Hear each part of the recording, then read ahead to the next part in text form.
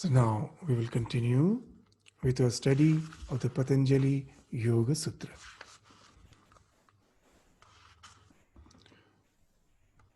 Om Yogena Chittasya Padena Vacham Malam Sharirasya Chavaityakena Yopakarotang Pravaram Muninam Patanjalim Pranjali Ranatosmi.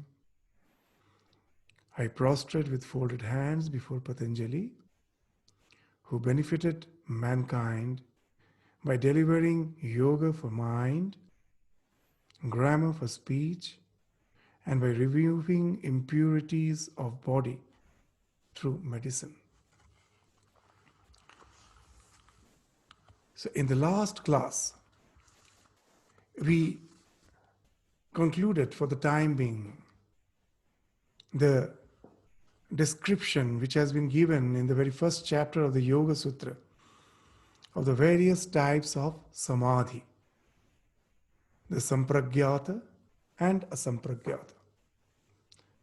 And in the last class we were just studying the upaya pratyaya.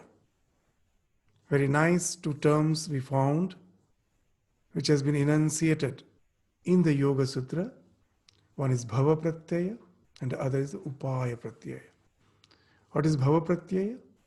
That if in the process of our meditation, if we cannot eradicate the thoughts totally, if a trace of the thought remains, if the mind, in the mind there is vyuthana, the mind again comes back to the domain of thoughts, then though I have cleansed my mind is no more getting entangled with the vagaries of my worldly existence. It remains always in a high spiritual exaltation. But still I am in the domain of thoughts. So that will lead to the attainment of the higher planes of existence, which has been enunciated in the 19th sutra of the first chapter, the bhava pratyaya videha prakriti layanam. So that was indicated in the 19th sutra, that it's a very high state, videha, where you don't feel the need for the body. You are even in our day-to-day life, we find that when we are engaged in something very sublime, we enter into a state of flow. A musician, a painter, even in our day-to-day life, we find those who ski, they need a tremendous concentration. And through the practice, they have developed the skill to such an extent, the thing which may apparently appear to be dangerous for them is actually, it's a state of bliss. They've reached a state of spontaneity by focused attention where the sense of the body falls off. And they can continue in that state for hours together, for quite long period. How it happens? Because the focus of the mind is totally on the object of the concentration. No part of the mind remains to take care of other activities. What to speak of external activities? Even the bodily alarms in the form of hunger, thirst, tiredness, they also are not taken care of. As a result, we find we enter into a state of bliss, which as if has no satiation. It goes on, goes on. In our day-to-day life, the problem, the limitation of all the sensate pleasures is that we cannot, however intense the pleasure may be, we cannot continue it for long. There is a question of satiation. The delicacy which I like, after the first serve, I may go for the second. At the most, I may go for the third. After that, I have to stop. For the time being, a satiation has come. I cannot continue with it. But here they say of a higher happiness, where there is no, as such, limitation, no satiation. It's such a tremendous absorption with which you can continue. But yes, even for the musical instrument, you need something external to yourself. The instrument is there. So you have some sense of dependence. A painter also has some sense of dependence. The best way of going into that state is just by contemplating on the mind, by the mind. As we were speaking in the last class, the yogi turns inward. The object of his study is the mind itself, the mind with which he is pursuing the entire world. He is having the knowledge of the entire world. The same mind he used, the same instrument he used to introspect on itself. And that leads to that state of ananda. And we found that from that ananda, the state of asmita, where I am just aware of the one who is enjoying, that asmita, bereft of all attachment, a pure bliss. And from that you take a quantum jump by arresting even that thought to reach the state of asampragyata.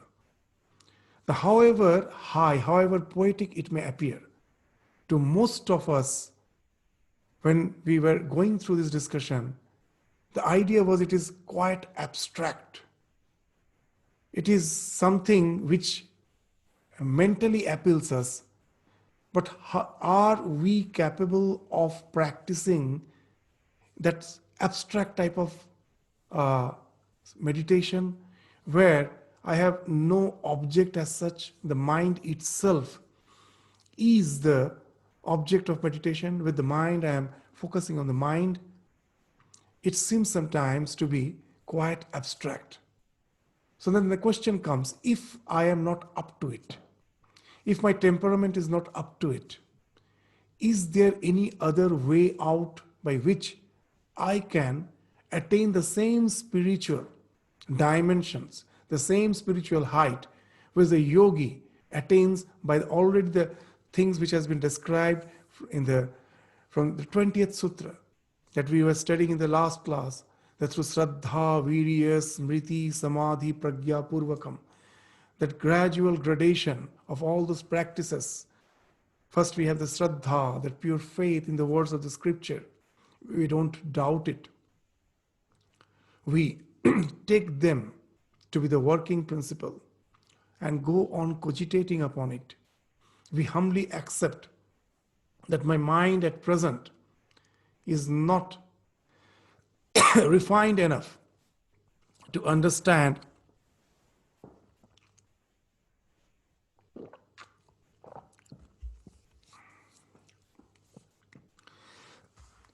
sorry.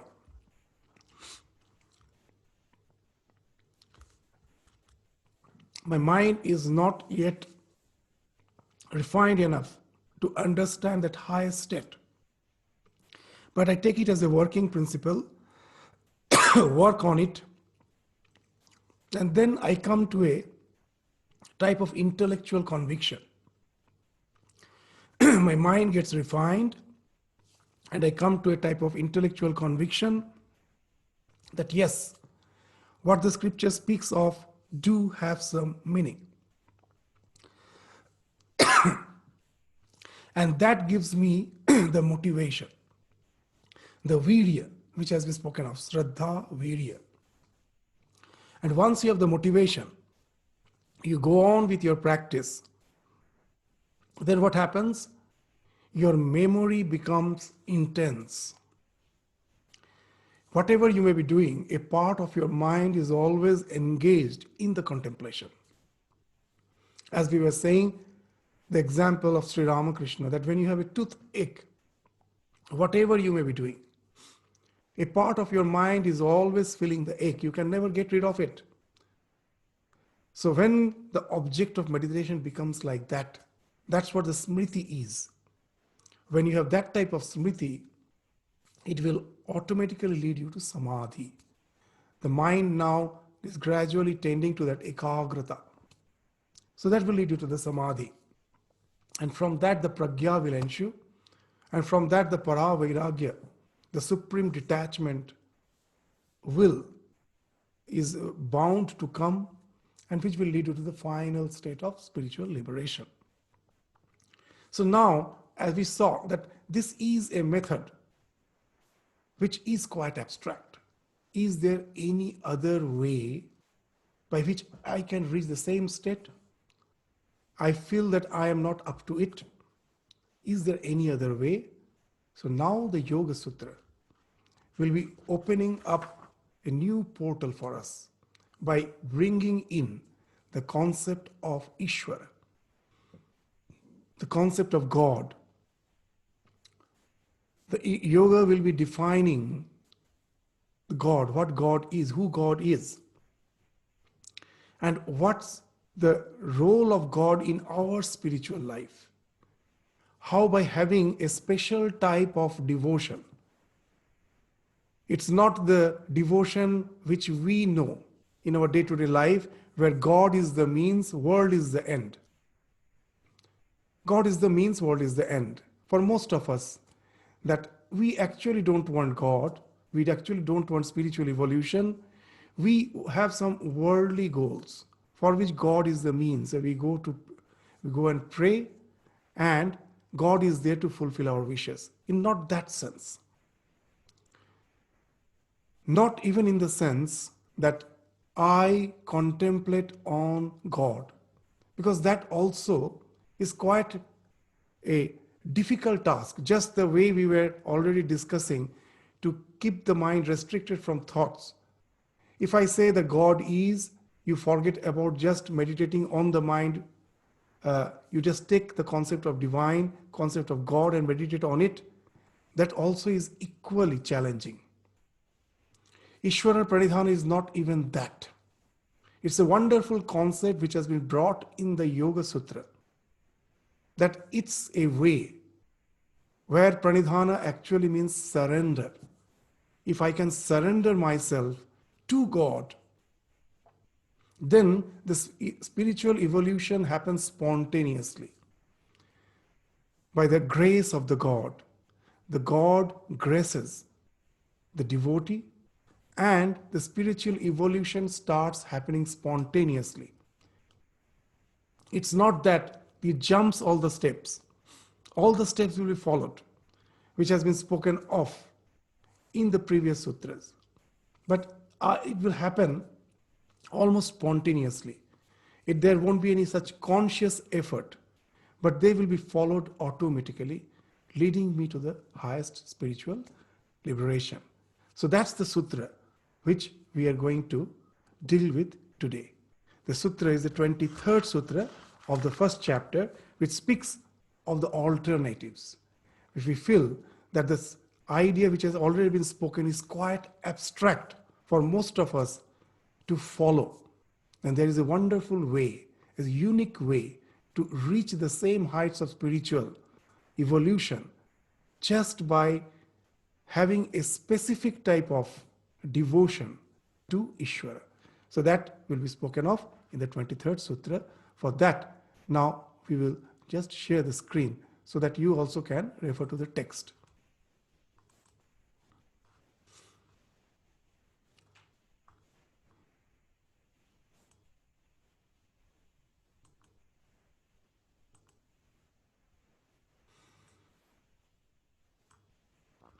So, now, does concentration become fruitful only by adopting the methods described in Sutras 20 to 22, which you have already studied? Or is there any other means? So now, in this context, the 23rd Sutra comes. What it is? Ishvara Pranidhanat Va. Ishvara means God, Pranidhanat is a special type of devotion. So it means, yes, it is possible to reach that highest state of evolution by some alternative method. What is that? By practicing a special type of devotion, which has been termed as Pranidhana, to Ishvara. So now this term is a technical term. We have to know what Pranidhana actually is. So previously, as we have seen, that to make the mind one-pointed through contemplation on grahya, on some external object, grahan on the mind itself, and at last on the grahita, on the egoism, on the sense of ego, the witness self. It may take us to the sense of sampragyana, to the state of sampragyana. But there is another way of making the mind one-pointed and stable, and that is Ishvara Pranidhana. So what that Pranidhana is, it's a very special type of devotion. So it consists of the feeling of the existence of God in the innermost core of your heart. It's the practice where we feel the God is not somewhere out there. He's always with me. He's as if sitting in the core of my heart. It's itself a great practice. In our scripture, it has been spoken of as ahangraha upasana. Two things, vigraha, ahangraha. When you think of the deity to be sitting in the altar, you go, stand in front, you pray. What happens, you attribute all the good qualities to the deity who is in the altar. And at the same time, you can just escape yourself by thinking all those good qualities belong to the deity, belong to the divine deity who is sitting there. I am an ordinary soul. So what happens, the values which you're thinking of in the deity is not getting internalized. So when you think the divinity sitting in the core of your heart, you become the shrine, which is enshrining the deity in your heart. Now, very interesting. The moment you know that the deity is enshrined in your heart, the very first thing, the shrine should be clean. So the body, not only physically, mentally, it should be clean. So what happens gradually, the concept of purification comes naturally. So by thinking of the divinity sitting in my heart, the cleansing process starts as your body is now the shrine. So it's a very, very important thing to think of the divinity sitting in your heart. This is known as ahangraha upasana. It's a very interesting thing. You will find in all the religions, there is something called regimentation. There's a discipline. You go to the church, you will find all are praying in the same way. And it really creates a wonderful effect.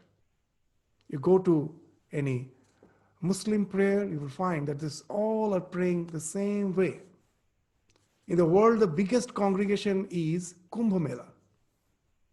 But you go there, you will find something totally unique, different. There are millions of people, but no one is practicing the same thing. All have their own unique, peculiar ways of doing the rituals or praying. And that gives a sense that the Hindus are extremely discordant. It means they cannot as if coalesce together. But it's an apparent vision which doesn't speak the truth. The wonderful concept of vigraha, this ahangraha comes here. To understand the idea of this ahangraha, I will give you an example. Suppose a doctor has a few children, 3-4 children. Throughout the day, after the practice, he comes back, opens the white coat, keeps the stethoscope, opens the shoes, and immediately all the children come running. The 3-4 children, they come running. One will be picking up the white coat and just put it on. Some may take the stethoscope and just go on putting it on the chest of all the other family members. And one may wear the shoes and just go around. The children are doing some childish act. By doing that, they feel that they have become a doctor. They have become a doctor like their father. Just by holding the stethoscope, no one becomes a doctor. Just by wearing the white coat, no one becomes a doctor. It's just a childish act. But the father is happy. He knows very well all these childish acts, which in no way is going to make them the doctor, is subconsciously developing the motivation that one day we have to be like my father, a reputed doctor. So just these all childish acts. So now you will find that in this wonderful Vedic tradition, there is no restriction the way you worship. But when you are worshipping, thinking of the divinity within, I can never become God. I can never become God. But by internalizing the divinity within me, and by practicing the association with the divinity with all sorts of practice which may be varied. It is just like some is having the stethoscope, some is wearing the white coat, like that here also the rituals may be varied. But all are developing the motivation to be more and more spiritual. So this is a wonderful idea which developed in this Vedic culture. This freedom, the plurality was quite accepted. It's not what you're doing that is important. The motivation which is working behind that is the important thing. So there is no need for regimentation. It is not that we are criticizing it. It's also good. It has its own way. But at the same time, if we think that these discordant practices as such have no utility, we will be doing a big mistake. It actually has played a great role for thousands of years in the Vedic tradition to help us evolve in our own way as per our temperaments.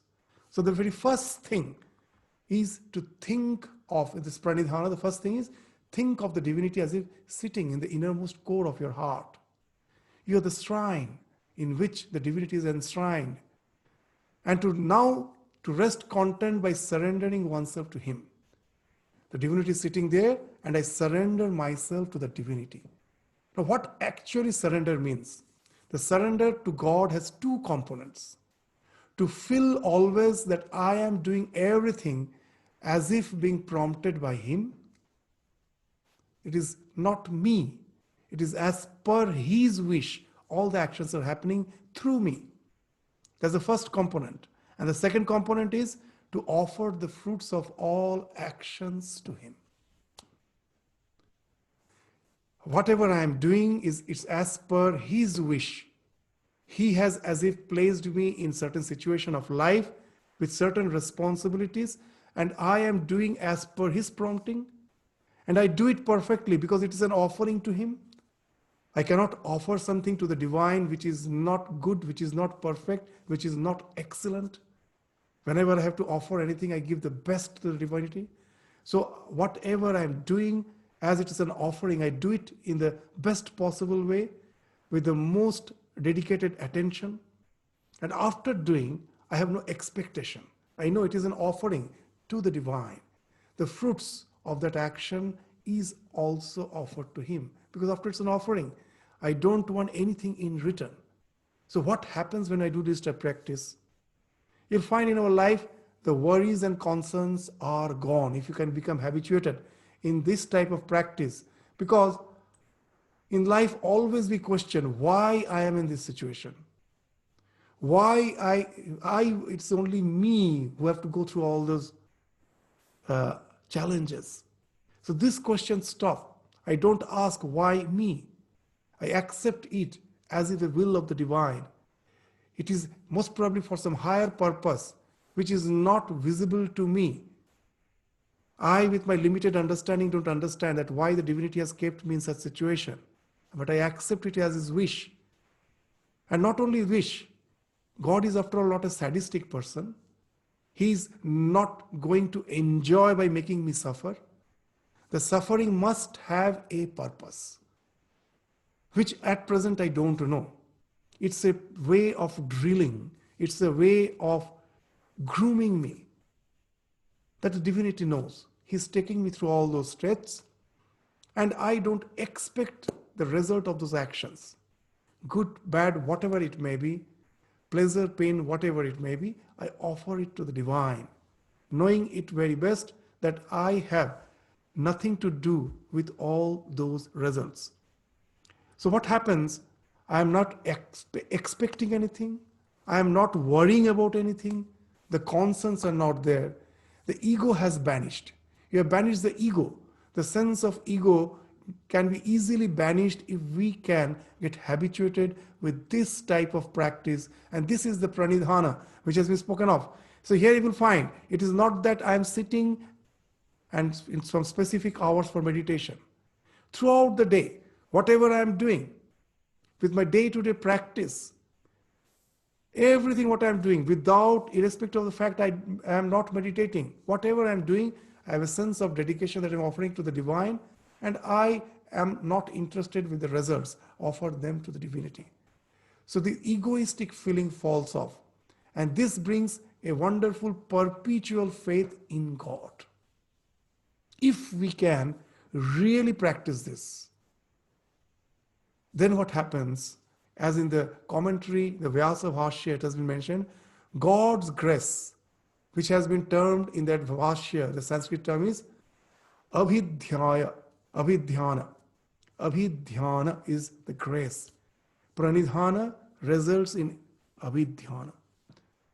So this grace actually what it is. Now question comes, is God partial? His grace is bestowed only to those who as such have faith, perpetual faith in Him, those who can surrender the result of their actions to Him. For others, God's grace is not there. But God's grace is supposed to be unconditional. It is supposed to be for all. So we have to understand this grace in its correct sense. So as we go, we will try to understand that what it actually means. That once I have that perpetual faith, I surrender myself to the divine. I give up my results to Him. I have full faith in Him. His grace is there to help me out to evolve spiritually. So what that grace is actually is. So this Abhidhyana, being touched by His devotion, as has been indicated in the Vyasa Bhashya. So being touched by the devotion, what happens? Being touched by His devotion, God desires that the wishes of a wholehearted and dependent devotee be fulfilled. But again, we should be careful. It's not the worldly desires. For that, our actions are sufficient. God's grace is not required. As we act, so we accrue the result. And God's grace is in no way comes to the picture for our material gains. The devotee, the real devotee, the sattvic, Suddha Sattvic devotee wants spiritual evolution. So in the commentary, very specifically it has been mentioned, obviously God's grace would be directed towards bestowing highest benefit to the devotee, namely the attainment of liberation. It's not meant for the material gains. As Sri Ramakrishna used to say, is a fool who digs a well in the bank of Ganges. Will anyone dig a well in the bank of Ganges? When you are in presence of the divine, all the worldly gains becomes trivial. It's just like digging well on the bank of the Ganges. When you are having abundant resource of water, what's the need of digging well? So asking for the trivial things is just like digging well on the bank of the Ganges. So here it has been specifically indicated. It is only that God's grace, which has been spoken of here, is for the spiritual evolution. If I can really surrender myself to the divine, then all the steps which has been already spoken of in the previous sutras, those happens automatically, those happen spontaneously, taking through the God's grace, leading me to the absolute spiritual realization, the ultimate spiritual realization. So, as we have already indicated, we should not confuse Ishwar Pranidhana as mere contemplation on God. Through contemplation on God or any liberated being, the mind naturally becomes calm and thereby concentrated. It's just like one of the processes which we have already spoken of, that our mind becomes ekagra. Through that practice, it leads to the spiritual evolution. It is actually a purushakara. It is actually something of my own effort. That is not Ishvara Pranidhana. Here I have surrendered myself. As such, I am not practicing. I am not trying to concentrate my mind. I have just surrendered myself to the divine, and the divine grace starts working on me, taking me to the spiritual evolution. Now its question comes, what's the science behind it? Is there any science behind it? Yes, that how Ishvara Pranidhana works. This in this life, the biggest problem happens when, in the name of spirituality, we go on crystallizing our ego. How? Who has to get liberation? It is me. This limited sense of individuality that has to get liberation. So it is I have to get liberated. The more that I is stressed, I forget that to get rid of that I is the entire spirituality. So sometimes in the name of spirituality, that I becomes more and more crystallized. This Ishwar Pranidhana is a wonderful way. To give an example, suppose you have climbed up a tree and you are holding onto one of the branches. Now to fall, no effort is required. To fall from the tree, the gravitation is always working. The gravitation is working on all of us. As long as I am holding the tree, I don't feel the gravitation. The moment you leave your hold, no effort is required. The gravitation will pull you down. You will be just thirsted to the ground. You will just force down to the ground because of the gravitation. So what was the effort? Only to leave your hold. Similarly, it is our clutch to the I which is holding us to this sensate level of existence. In the Ishwar Pranidhana, what I have done, I have surrendered. I have left my hold. The moment you can leave the hold, now the grace, just the way the gravitation works downwards, grace works upwards. It takes you to the spiritual domain. It evolves you. So this grace like gravitation is working on all. The question is, who has left the hold? If I'm holding onto this ego, then that grace, though it is working on me, can not help me as such. I have to let go with my holding onto the ego, and immediately that grace starts working on me. So that's the idea. So God actually is not partial. It's not that only to his devotees his grace is being bestowed. Grace is bestowed to all. The one who can surrender, who can let go, who can leave all the clutches which keeps us entangled to this limited sense of individuality, they only can experience that grace, and it automatically takes them to the spiritual evolution. In the words of Ramakrishna, very nicely is to say that God's grace is always blowing, but in the wall of ego, it gets obstructed. So remove that wall. It is always blowing. That Ami Rup Deyale Dhakka Khe Ferot Chale Jai. Means in his Bengali terms, he is saying that it is getting obscured, obstructed with a wall of ego, but it is blowing. The one who can remove that wall of ego immediately will be experiencing that grace, and that grace will automatically take him to the higher spiritual evolution. The best example of this is Girish Chandra Ghosh in the life of Sri Ramakrishna. If you have to understand Ishwara Pranidhana, the best example is Girish Chandra Ghosh. Now, Girish Chandra Ghosh was a playwright. He used to direct the plays. He was a very busy person. And not only that, he was quite licentious.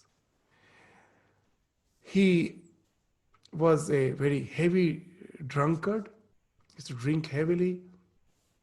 By becoming in association of Ramakrishna, gradually his life started changing. He really started feeling to just be in that type of company. And not only that, he started realizing the treasure which is hidden in that spiritual realization. So he was also aspiring for that. Now Sri Ramakrishna, to ascertain that some practice he does for what he is aspiring for, that he should do some practice. So he asked him one day that you want to be in that high spiritual state. can you meditate?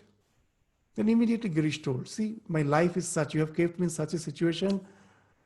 I am so busy throughout the day. I have so many things to take care of.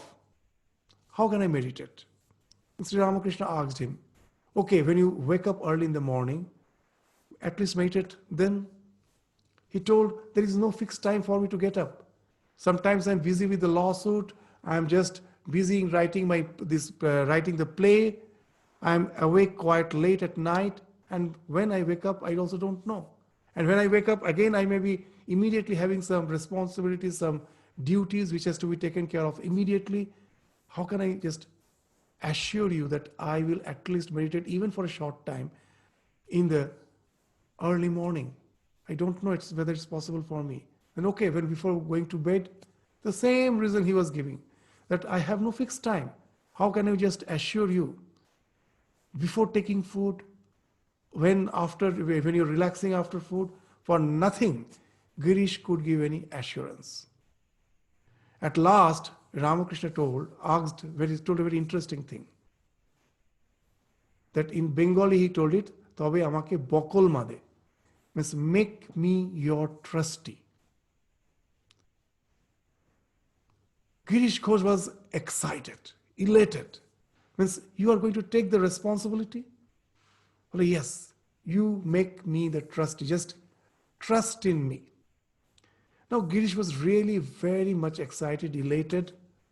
And after a few days, after this incident happened, Ramakrishna asked Girish about certain work which he's supposed to do.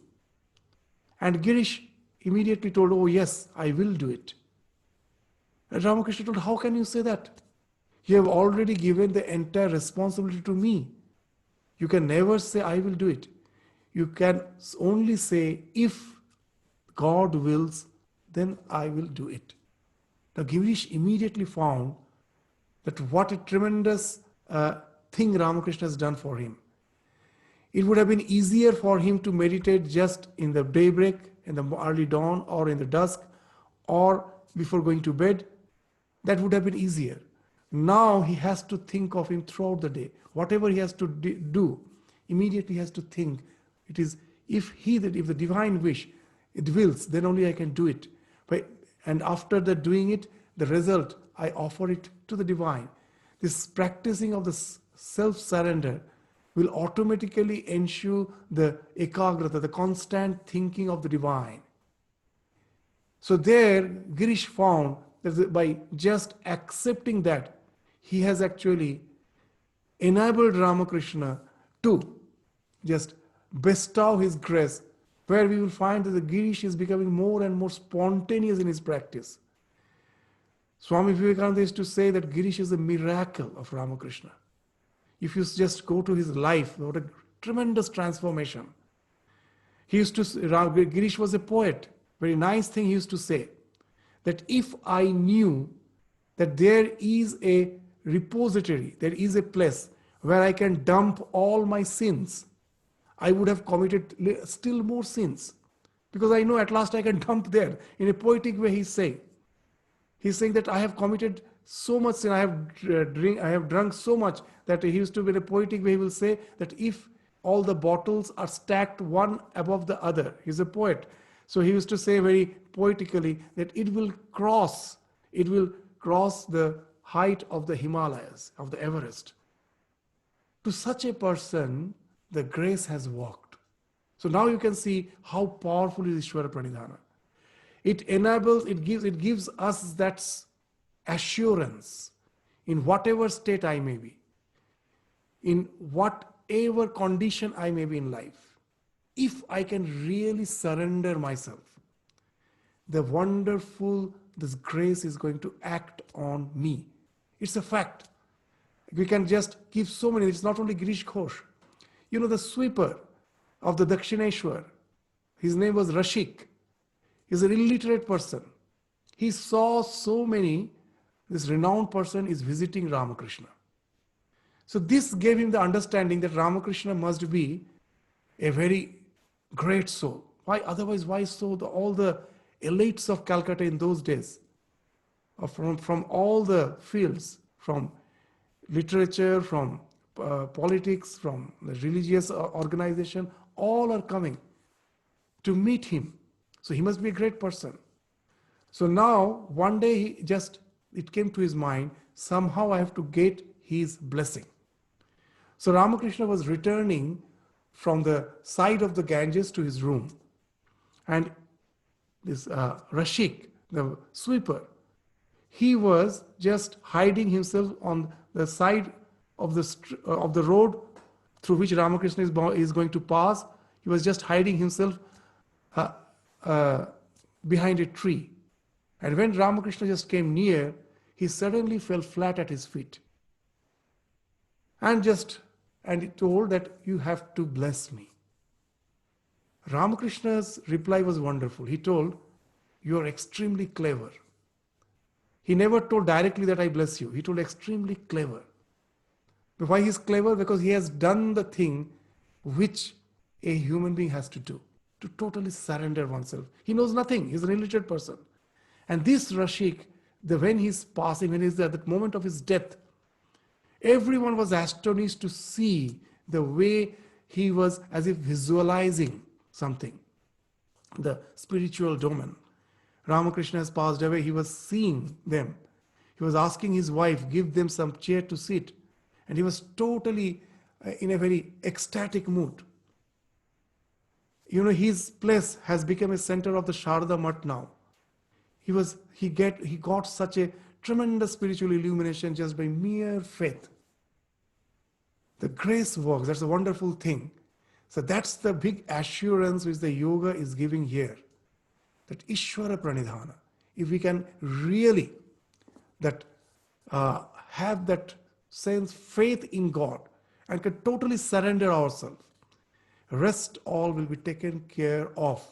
It's not that I will have to do nothing. All the spiritual practices will be spontaneously happening in my life.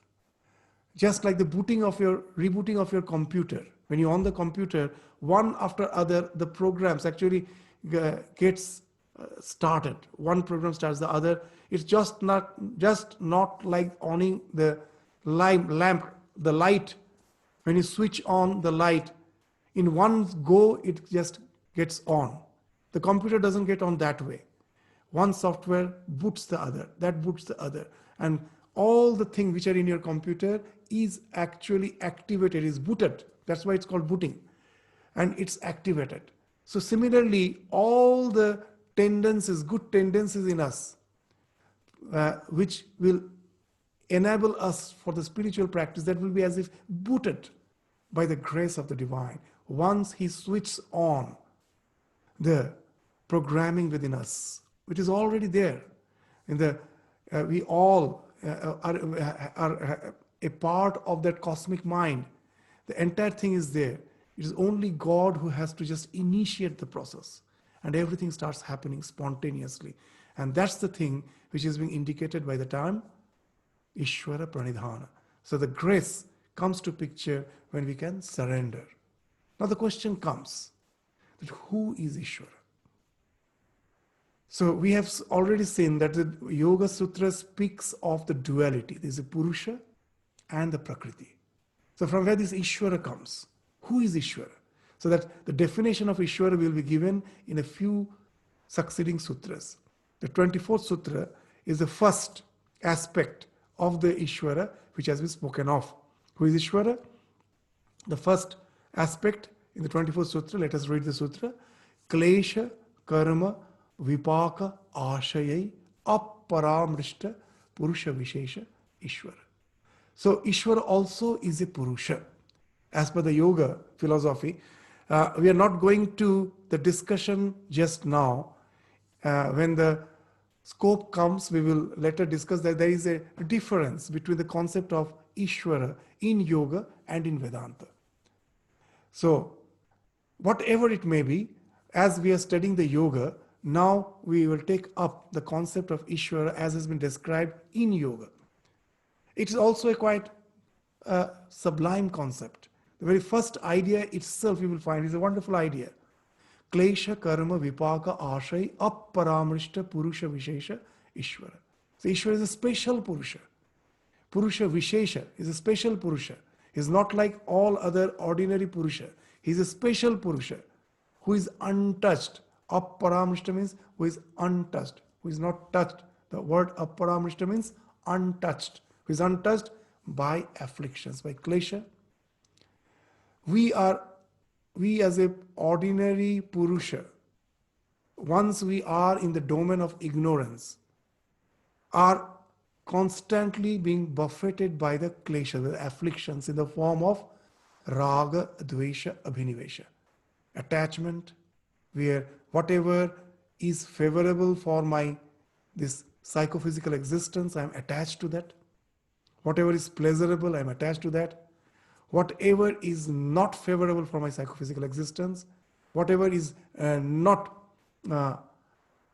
enduring for my physical existence, psychophysical existence, I hate it, or I am afraid of it because it may kill me.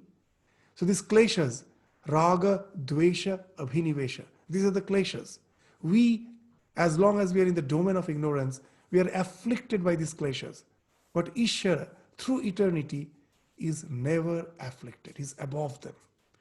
As he is above the kleshas, the question of actions doesn't come. It is all our actions enunciate, starts from either raga, dvesha, abhinivesha. Liking for something, all the goals of our life are our likings. Because of our hatred for something, we want to avoid something. I don't want to live a very poor state of existence. I hate that. And that's why I want to be an established person. I like that. I'm afraid of death. So I go to the doctor. I always am having so many, these practices, the asanas and yoga, all those things to keep me healthy. So all these are a part of karma. From where that karma is ensuing? From the kleshas, from the afflictions. So all the afflictions results in karma.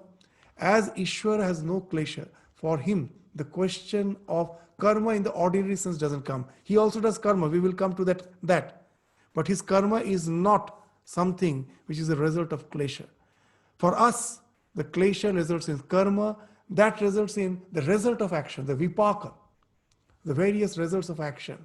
And when we are doing any action, they are creating some sublateral impressions. They are creating an impression in my mind. It just forces me to do the thing again and again. As the impression has been created, I become impulsive. They create the latent impressions, the ashray. So all those things defines an ordinary Purusha. Ishvara is the one who was never touched by them. Because there are some Purushas who are liberated. At present, they are also like klesha, karma, vipaka, ashraya, paramrishta. But most probably they were in the clutch of all those things before liberation. But for Ishvara, that question never arisen. In the past, through eternity, in the present, in the future, through eternity, he is going to be above all these limitations which the ordinary Purusha are going through, has to go through. So that's why this is the first definition. It has to be elaborated a little more. Today, we are just, those some time is there, but it will take a bit more time. We won't, that's why proceed today. We will take up this portion, what this aparamrishta actually means, what the Ishvara is. We will take up this, and also we will try to go to the 25th Sutra, which speaks of the other aspect of Ishvara. So with this, we stop our discussion today.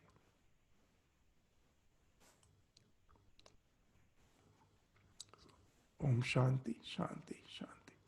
Namaskar, Swamiji. Namaskar. Pranam, Swamiji. Namaskar.